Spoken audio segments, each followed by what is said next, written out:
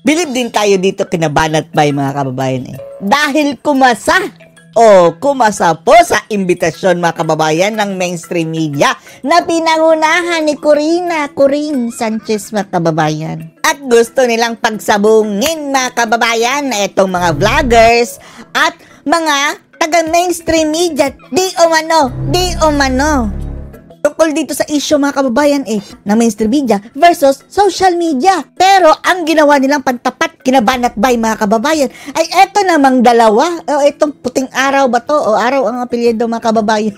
At itong tao din ito mga kababayan na who are you? Sino ba ang mga ito? Parang mga vloggers lang din mga kababayan kung umasta pero sila daw ang representative ng media.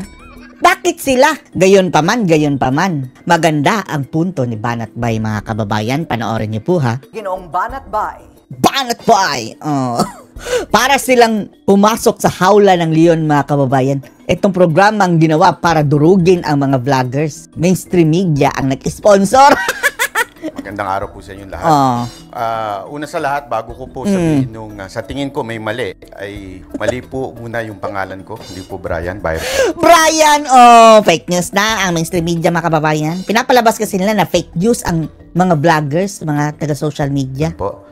Pangalawang sa tingin kong mali ay yung tanong na kung sino ang dapat mas paniwalaan. Ang mainstream media.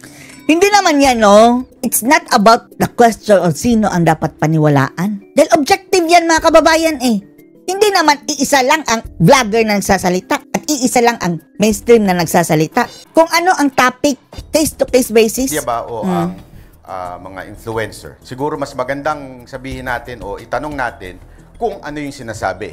Hindi kung sino yung nagsabi. Tama. Dapat sa issue, hindi dun sa tao.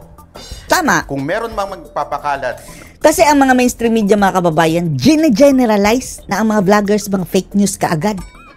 Alam nyo kung bakit? Dahil nawawalan sila ng negosyo mga kababayan. Naaagaw sa kanila ang audience na supposedly sa kanila dapat. Dahil may sahod sila mga kababayan dyan. Mas maraming nanonood. Napupunta sa mga vloggers. Fake news sa Pilipinas, walang iba yan kung hindi ang mga politiko sa Pilipinas. Tama. Alam mo ang taktika nitong mainstream media para mahugas kamay sila mga kababayan. Dinadaan nila sa interview Pansin nyo, araw-araw ini-interview ng mainstream media itong si Franz Castro na araw-araw ding nagkakalat ng mga propaganda mga kababayan. At itong mainstream media, hindi sila natatag as fake news. Kahit pa ano-anong pinagsasabi nito na Franz Castro mga kababayan. Dahil ang sabi ng mainstream media, ay si Castro naman lang nagsabi niyan Opinyon na ni Castro. O gayon din, yung mga vloggers. Opinyon din nila iyan. Anong pakinyo kung ayaw na ng mga tao sa mainstream media dahil twisted ang mga balita? Selective journalism mga kababayan. Unahin na natin ang ating Pangulong si Marcos. Na kung sinabi niya na walang baril na pumasok sa KOJCC. Kita po sa social media, naka-live ang mga vloggers doon. May baril ang mga pulis na pumasok doon. Wala man lang ni isa sa social media mga kababayan ang nagsabi na meron naman. Wala talaga, tikom ang bibig. Ako po, naandun. Nakita ko ng aking mata. Si Claire Ring Castro, mga kababayan, andyan! Nakita ko ng aking mata na may dalang mahabang baril si Torre. Ang tanong ay... bakit ni isang mainstream media walang pumuna sa maling ito? Alam niyo ang sagot? Simple lang. Simple lang. Sir Verhel, organisado ang mainstream media. At isa pa mga kababayan, yung kay Cathy Binag. Bakit ni isang mainstream media walang pumake up kay Cathy Binag na napakalaking pasabog iyon mga kababayan na siya mismo ang may first hand information, eyewitness mga kababayan sa pagdodroga ni Ngagva. Organisadong hindi sila pwedeng magsalita kung walang utos galing sa taas. Correct. Kung ang bawat network, meron silang network, may mga boss. Mga reporter, may boss. Ang social media ay meron ding tinatawag na community guidelines.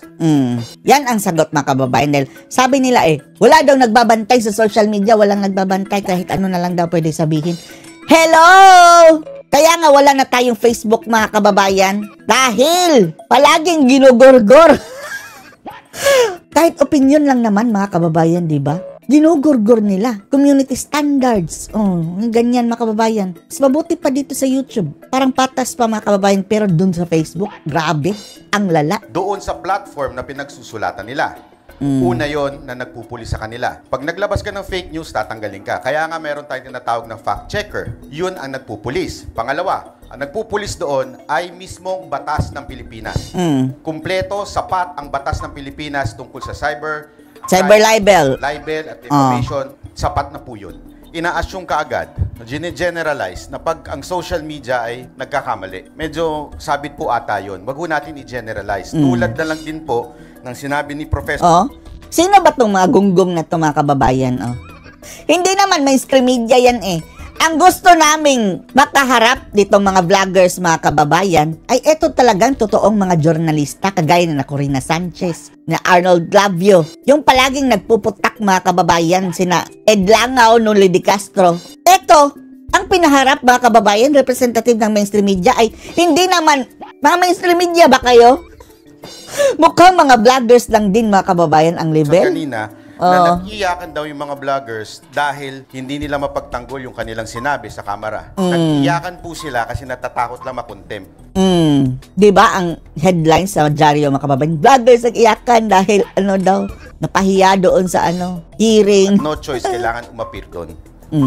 Tama ka, nag-iyakan dahil takot makontempt at nag-iyakan din dahil sa mga nangyari doon sa mismong pagdinig. Siyempre, kapag kakausapin mo sila, sasabihin nila, kaya nilang ipagtanggol, I stand by my story, etc., etc.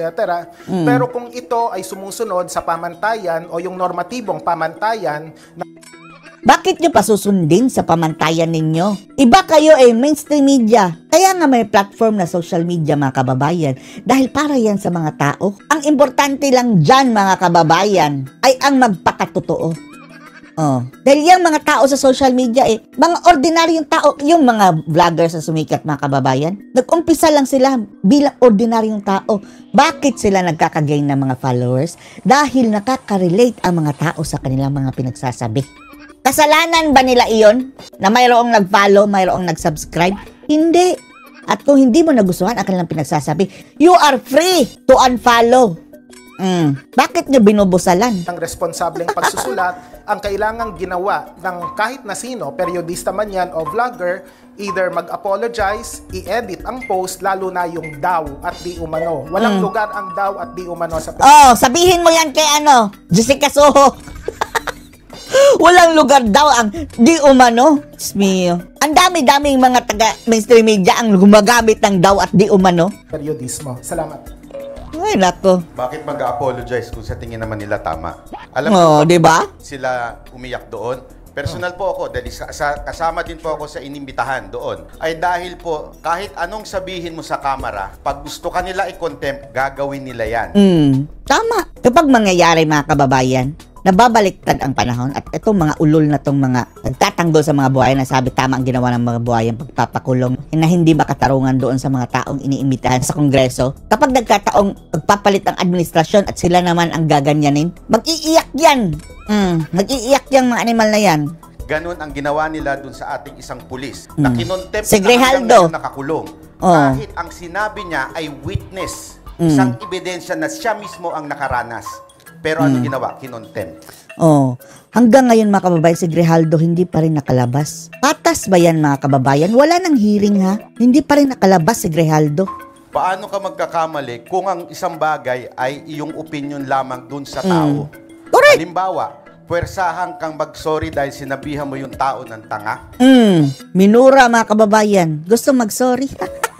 Kung yun talaga ang pananaw mo doon sa kanyang opinion o sa katangahan kanyang trabaho, at kauboban, isang kamangmangan. Pero bakit mo ngayon pipilitin yung tao na mag-sorry? Correct. Hindi naman to issue ng pagpilit na mag-sorry. Kung ayaw mong mag-sorry, huwag kang mag-sorry. Pero yung usapin ng opinion, may kasabihan sa periodismo, opinions matter, but there are opinions that weigh more than others. Bakit niyang Inquirer? Tingnan niyo, mga kababayan, yung mga opinion sa Inquirer, mga kababayan. Hindi lang Inquirer, yung mga periodiko, mga kababayan. Tingnan nyo ang mga opinion nila, ang tatalas, mga kababayan. Atake. Pinakialaman ba namin? Bahala kayo. Palibasa, mga kababayan, ang kanilang mga opinion dyan sa newspaper. Ito siguro sa newspaper, ito, mga kababayan, hindi na bumibenta. Ang opinion mo ay batay sa chismis. Meron daw. Hindi lang ba? As if naman, walang mga ganyan doon sa mainstream. Mga resign na mga pulis. Wala bang nag-resign na mga pulis? Hindi pala totoo. ang premise mo, batay dun sa datos, Wala bang nag-resign na pulis? Meron naman. problematic na. Kaya Oo. dito, Ikaw ang problematic. mahalaga yung proseso, yung vetting na tinatawag. Kasi kapag kami fresh set of eyes na editor na titingin ito, makikita ang kakulangan. Salamat. Ang problema dyan, talagang twisted ang news mga kababayan. Pinapayagan pa rin. Dahil ang may-ari nito mga media station mga kababayan ay mga oligarko na mayroon ding hawak na politiko. Ay nako. At yan si Romualdez mga kababayan, connected yan sa Inquirer. At mayroon din daw yung share sa ABS-CBN. Parang masyadong mainit ang ulo ni Sir sa salitang daw. Pero hindi po ba gumagamit din ng mainstream media ng ganyan? In English lang, alleged. Di umano, Jessica So. Number 1 na yung gumagamit ng di umano. Kaya nga ho, di ba, ang tawag nila kay Pastor Kibuloy, alleged rapist? Alleged. Hindi napatunayan. Hindi, wala pang conviction. And yet, yun ang sinasabi. Pero galit na galit tayo pag ang mga social media nagsabing daw o nagtanong. Naalala ninyo? Anong paki nila mga kababayan kung gagamit ng daw? Noong time, si Lorraine Badoy at si Ka Eric, dahil Yung mga source ng mga mainstream media sa kanilang binabalita, mga daw din yan. Hindi lang sila gumagamit ng word na daw. Pero ayon sa aming mag-source. Tapos ayon nilang ipakilala ang source mga kababayan na bahala sila. Pero pareho lang din yan ng daw. nagtanong lang sila, totoo ba ito ang budget mo? So anong masasabi niyo dito mga kababayan? Post your comments below.